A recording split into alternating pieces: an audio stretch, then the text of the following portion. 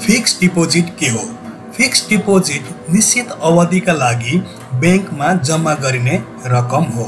यसरी सङ्कलन गरिएको रकम बैंकहरूले लगानीका क्षेत्रमा प्रयोग गर्दछन् र बचतको समय अवधि सकिएपछि बचत गरिएको रकम तोकिएको ब्याजसहित फिर्ता गर्दछन्।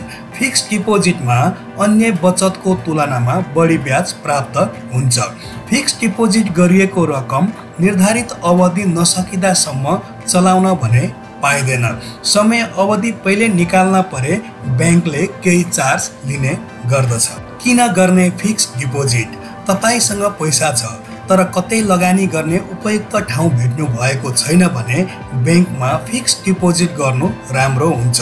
अरू खाताको तुलनामा बढी ब्याज पाइने भएकाले केही नगरी रकम बढिरहेको हुन्छ।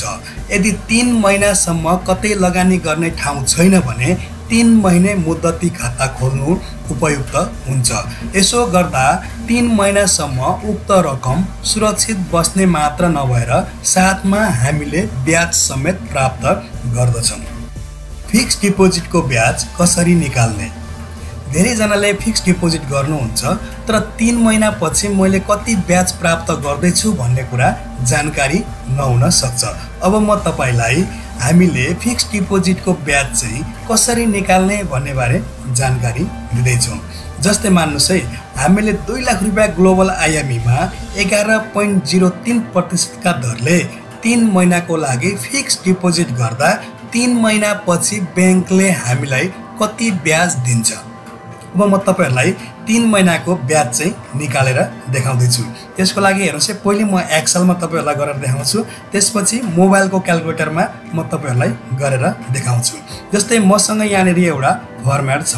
यहाँनेर मैले फिक्स्ड डिपोजिट दिएको छु, रेट अफ इन्ट्रेस्ट छ, टाइम फ्रेम छ अनि यहाँ इन्ट्रेस्ट अमाउन्ट भनेको छ यहाँनेर। अब हाम्रो फिक्स्ड डिपोजिट कति छ भन्दाखेरि हाम्रो यहाँनेर 2 लाख रुपियाँ छ। हेर्नुस् है, 2 लाख रुपियाँ हामीले यहाँ फिक्स्ड डिपोजिट गर्यौं।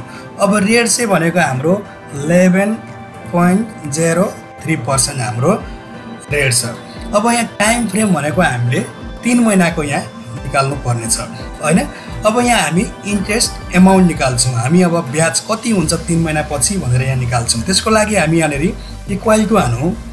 एकदम सजिलो छ। यो फिक्स्ड डिपोजिटको अमाउन्टलाई हामी सिलेक्ट गरौँ, त्यसपछि यहाँ इन्टु गरौँ, त्यसपछि यो रेट छ यसलाई पनि सिलेक्ट गरौँ, त्यसपछि फेरि इन्टु गरौँ, त्यसपछि यहाँनेर हामी टाइम फ्रेम छ, यो टाइम फ्रेमलाई पनि हामी यहाँ सिलेक्ट गरौँ, त्यसपछि यहाँ डिवाइडेड बाइ 12 गरौँ यहाँनेर हैन।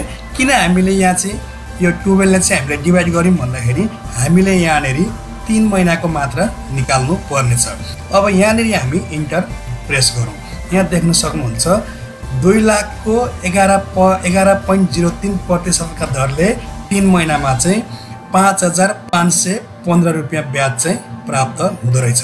अब हामीले 6 महिनाको चाहियो भने यहाँनेर हामी 6 हानौँ। हेर्नुस् 11030 रुपियाँ भयो यहाँनेर। अब हामीले 1 महिनाको चाहियो भनेदेखि 1838 भयो यहाँनेर हैन। अब 3 महिनाको चाहियो भने फेरि 5515 भयो।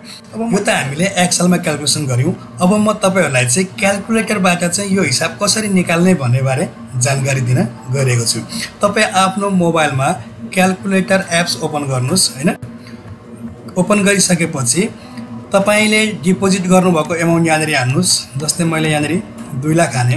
अब हामीले कति महिनाको निकाल्ने हिसाब भन्दाखेरि 3 महिनाको हैन। यहाँ 3 गरिदिनुस् हैन। त्यसपछि अब हामीले 3 महिनाको निकालिसकेपछि सेम फर्मुला, यही फर्मुला यहाँनेर युज हुन्छ यो क्याल्कुलेटरमा। त्यसपछि यहाँनेर भागा गरेर हामी 12 हानौँ यहाँनेर। त्यसपछि इन्टु गरेर जुन हाम्रो यहाँ रेट छ नि 11.03% जुन छ, अब यहाँनेर 11.03% हैन, 11.03% यसरी हान्दियौ। यति हानिसकेपछि अब हामीले यहाँ पर्सेन्टेजमा गएर क्लिक गर्दाखेरि पनि यो यसको एन्सर आउँछ हैन। अब फेरि हैन भने डिवाइड गरेर हामीले यहाँ 100 हान्दा पनि यो आउँछ। म तपाईलाई यहाँ पर्सेन्टमा क्लिक गरेर देखाउँछु। पर्सेन्टमा हामीले क्लिक गर्यौं। अब त्यसपछि यहाँ इक्वल टु हान्दिनुस् हैन।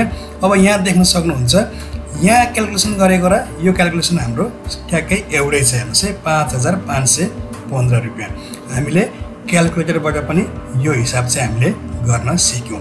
आशा छ तपाईहरुलाई यो भिडियो अवश्य पनि युजफुल लाग्यो होला। यदि तपाईलाई यो भिडियो युजफुल लाग्यो भने कृपया च्यानललाई सब्स्क्राइब गर्न नबिर्सनुहोला। अहिलेलाई हवस् त, नमस्कार।